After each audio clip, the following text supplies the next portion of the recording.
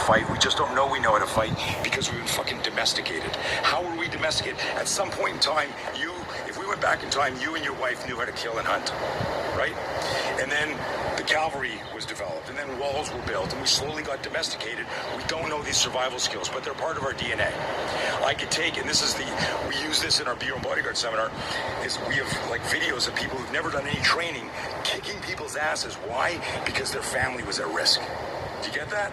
It's like, you don't know anything, but you realize that if you don't win this fight just improvising shit, something's going to happen to your family, and you went berserk. There's two aspects to the Spear system. One is understanding the acronym, Spontaneous Protection Enabling Accelerated Response. It's understanding that our body, at a physiological level, recoils from danger. So if somebody moves towards me quickly, my body will recoil back. So at a cellular level, we move away from danger, we move away from heat, from pain, and so on and so forth. What we've done is we've figured out a way to weaponize the flinch. What your body does at a physiological level is it tries to, and this is the neuroanatomy language, it disengages from noxious stimuli using the cross-extensor chain. What that looks like is micro-flinch to protect my head, and then if there's time and space between me and the threat, is push away danger. This motion here doesn't stop the threat. This motion here can stymie the forward pressure of the threat, but it hasn't been weaponized yet because you're still catching up to the problem. So that's the physiological expression. What we realize at the tactical level is that every time you flinch, your hands come up.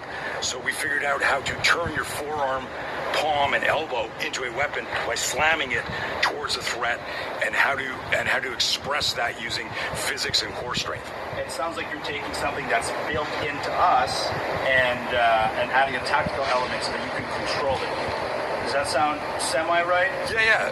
Do people have the same startle flinch responses and to different stimuli? So that's a great question. So yes, in part of the neuroanatomy research, it says like the startle flinch response is uniform across the human species, regardless of gender or age. Right? Does the stimulus matter? No. Kind of stimulus. No. So check this out. I'm flipping burgers, and I turn to our buddy here and I go, "Hey, dude, what do you want on your burger?" And just as I do that, there's a spider that came down from the house or the trees right here. I'm going to flinch from that, right? And if I turn the other way to ask somebody a question like 15 minutes later and a butterfly flits by here, as soon as it's in my peripheral vision, as soon as I see that, I'm going to flinch the same way, but my brain threat discriminates. Spider, danger; butterfly, beautiful. And so the startle flinch, it's basically what we've done is we said if a stimulus gets introduced too quickly, you flinch. Then what your brain does, your cognitive brain, threat discriminates. So it's like you've walked around the corner of a building going to meet somebody. So if we walked around the edge here, you were coming the other side, we go, "Oh shit." So which comes first, the startle flinch or the threat discrimination? And does it matter? Yeah. So what happens is the stimuli happens, then your brain startles. The flinch is the physical expression of the startle, and then your brain threat discriminates.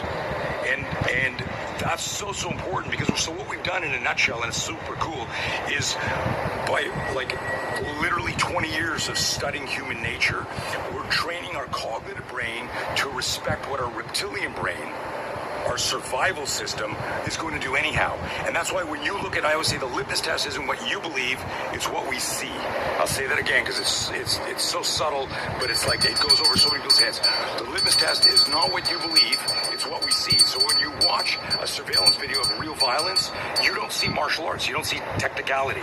And because of that, what's happening is the reptilian brain is just scrambling to survive. So what we're doing is we're saying, look, we reverse engineer drills based on primal gross motor movements because we know at the initial few seconds of an ambush, your body's scrambling to do that. How do you convert that energy, weaponize the flinch, get back inside the pocket, and take control?